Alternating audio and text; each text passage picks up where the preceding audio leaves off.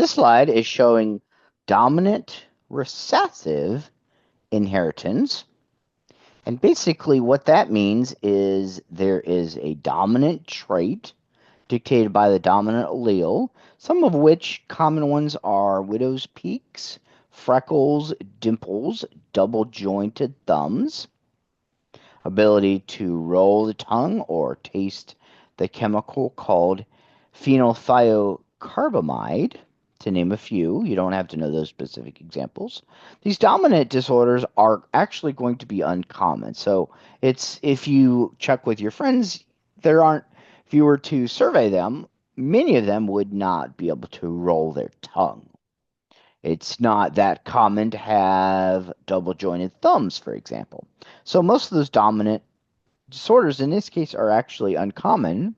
Most of them are lethal because they come very early on. However, some don't.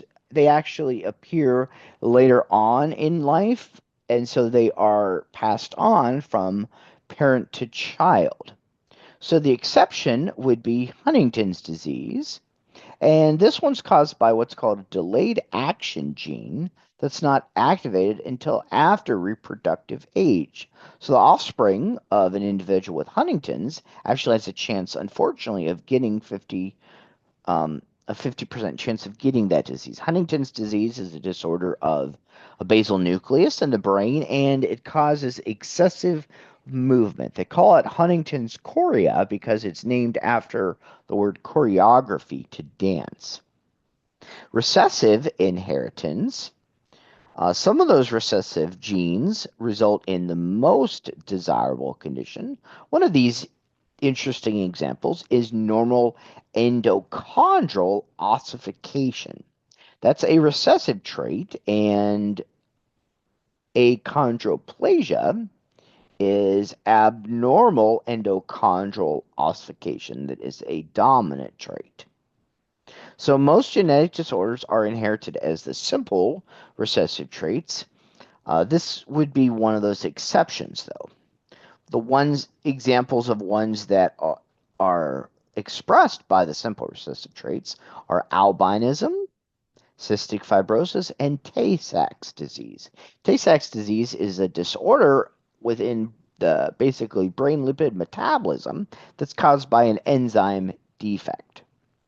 So the heterozygous zygotes are carriers of the trait, meaning they do not express them, but they can pass them on to the offspring. So examples that are determined by simple dominant recessive inheritance would be things like syndactyly, which is webbed digits. However, the recessive one is actually the normal one. Achondroplasia, which is really a form of dwarfism. For homozygous, that would be lethal in that case a lot of times. When there are the recessive genes, the person gets normal endochondral ossification, which obviously is preferred. The dominant gene for Huntington's is either homozygous dominant or heterozygous, but the absence of Huntington's disease would be homozygous recessive because there's not a chance of passing on that Huntington's gene to the offspring. The dominant gene for normal skin pigmentation is homozygous dominant or heterozygous, and homozygous recessive would be albinism. The dominant genes have absence of Tay-Sachs, recessive has Tay-Sachs, and then absence of cystic fibrosis with the dominant genes, or the recessive is cystic fibrosis. So there's quite a variation. You don't need to know these specific examples, they're just kind of shown for your interest. Our next slide is on incomplete dominance, and as I mentioned before, most phenotypes are really going to be determined by multiple alleles. In this situation here, the heterozygous individuals have an intermediate phenotype. So it's not there where there's an extreme dominant allele and an extreme recessive allele. So our example here would be the sickling gene. Somebody who is homozygous dominant would have the normal hemoglobin made. If they are heterozygous, they have the sickle cell trait. And what this means is that a person can suffer a sickle cell crisis, but only under prolonged reduction in blood oxygen. So it's not expressed unless there is this specific environmental condition. However, if they are homozygous recessive, they'll have sickle cell anemia, and the person is more likely, more susceptible to a sickle cell crisis with just a short oxygen reduction period.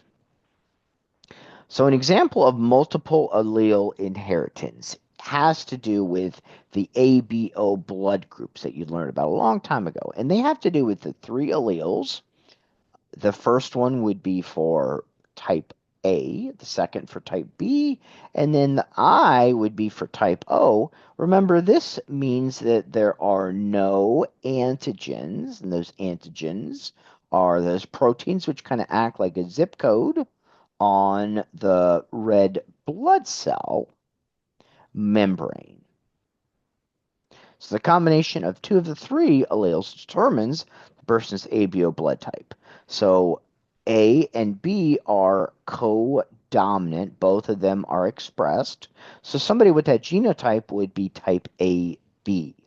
They would have both antigens. Little I has type O, and it would be recessive. So heterozygous expresses both A and B, so that person would have AB blood.